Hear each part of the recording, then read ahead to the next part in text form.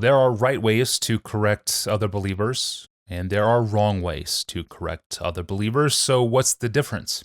Romans 14:13 says this, "Therefore, let us not pass judgment on one another any longer, but rather decide never to put a stumbling block or hindrance in the way of a brother." Here's John Piper explaining the meaning of this point from a 2005 sermon.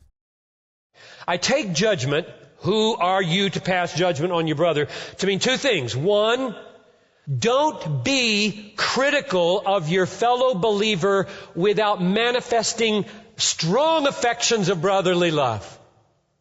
You can see how I'm saying it, because I'm leaving room for all the texts that say, correct one another, admonish one another, rebuke one another. You gotta pass judgments if you're gonna obey the Bible.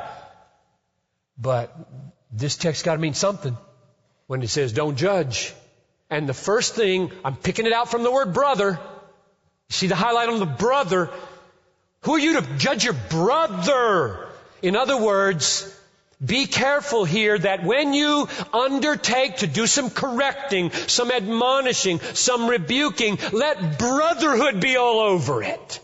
Not a spirit of condemnation. We created a word for this bad thing. Judgmental. Where did that word come from? Why was that created in English? This verse, that's why. Or something like this verse. Everybody knows there's a right time to correct someone and tell them they're doing something a little stupid, and there's a way to do it and a wrong time to do it and a way that just puffs you up. Get the log out first, then you will see clearly how to take the speck out of your brother's eye. Logs in eyes make poor eye surgeons. You club people to death with the logs hanging out of your eyes. Can you get this picture? Excuse me, there's a speck in your eye. This is probably they were smiling as Jesus used this, and then they just collapsed with self-condemnation. So the first meaning, I believe, don't judge the one who eats, or why are you passing judgment on your brother, is don't be critical of the fellow believer without manifest affirmation of brotherly affection. If you don't have it, you got a problem. A big problem. Here's the second meaning I think it has. I think it means, in addition, don't treat them as unbelievers. Don't pass final judgment on them. Don't say to a brother, because of some meat thing or vegetable thing or day thing or wine thing, you can't be a Christian. You're not a Christian. Now here's what I think despising means.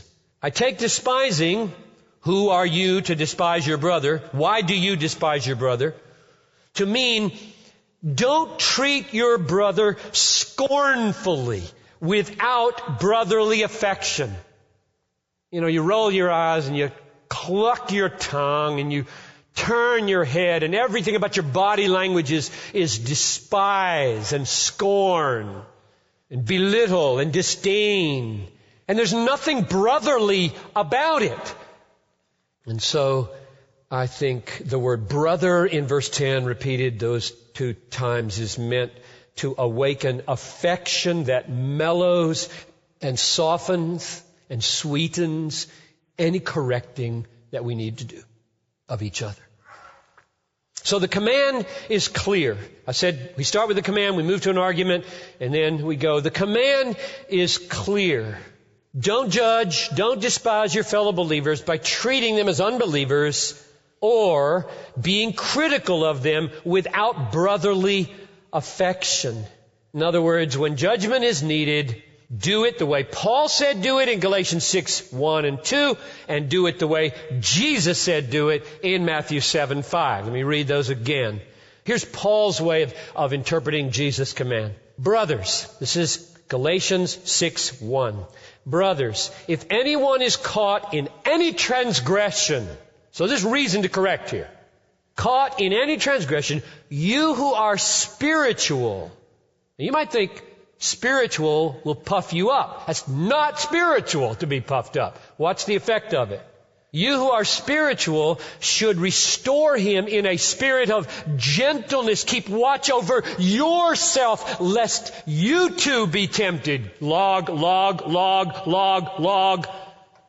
And here's Jesus' words. First take the log out of your own eye, and then you will see clearly to take the speck out of your brother's eye.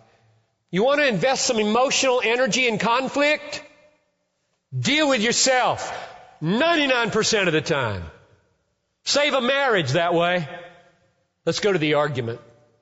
The argument is in the second half of verse 10 down through verse 12. I'll read it with you. Why do you pass judgment? I'm starting at the beginning. Why do you pass judgment on your brother? Or why do you despise your brother? That is, don't do this. Because, here's the argument. Because, for, we will all stand before the judgment seat of God. And then he grounds that in the Old Testament, Isaiah 45:23. For it is written, as I live, says the Lord, every knee shall bow to me, and every tongue shall confess. Now he comes back up to say it again, verse 12. So then, each of us will give an account of himself to God. So he says, two times, he says we'll be judged. Verse 10, second half of the verse, we will all stand before the judgment seat of God. Then he says it again in verse 12. So then each of us will give an account of himself to God. And in between those two statements comes the basis of them in the Old Testament. Isaiah 45:23. For it is written, as I live, says the Lord, every knee shall bow and every tongue shall confess. He's picking up on the every here. So what's he stressing in these three verses? I think he's stressing the words every, each, and all. Verse 10, second half of the verse. We shall all stand before the judgment seat of God. No exceptions. Verse 11. Every knee shall bow to me, and every tongue shall confess to God. And then verse 12 picks another word. Say the same thing. So then each of us will give an account of himself to God. So you've got the word each, you've got the word every, you've got the word all. That's the stress in these three statements. It means that every single person in the sound of my voice will individually stand before the Creator of the universe and give an account of your life. Think about that. A lot. Think about it when you go to bed at night. And think about it when you get up in the morning. Sobering. This clip came in 8,000 miles away from Lawrence, a listener to the podcast in Nairobi, Kenya. Thank you, Lawrence. Appreciate it. The sermon was on Romans 14, verses 10 to 13, a sermon titled, We Will All Stand Before the Judgment of God. Preached on October 30th, 2005. The whole sermon is available online right now at desiringgod.org.